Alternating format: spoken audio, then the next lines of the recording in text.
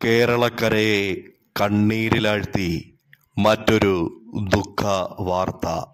അകാല വിയോഗത്തിൽ മനം നൊന്ത് നിരവധി പേരാണ് പ്രണാമം അർപ്പിച്ച് സോഷ്യൽ മീഡിയയിൽ എത്തുന്നത്.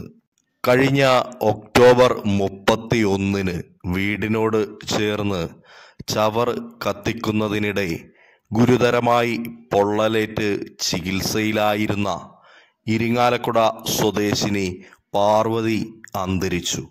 21 വയസ്സായിരുന്നു. ഇരിങ്ങാലക്കുട സെന്റ് ജോസഫ്സ് കോളേജിലെ 2ാം വർഷ ബയോടെക്നോളജി ബിരുദാനന്തര ബിരുദ വിദ്യാർത്ഥിനിയായിരുന്നു. തൃശൂർ ജൂബിലി മിഷൻ ആശുപത്രിയിലും തുടർന്ന് കോഴിക്കോട് മിംസ് മെഡിക്കൽ കോളേജ് ആശുപത്രിയിലും ചികിത്സയിലായിരുന്നു.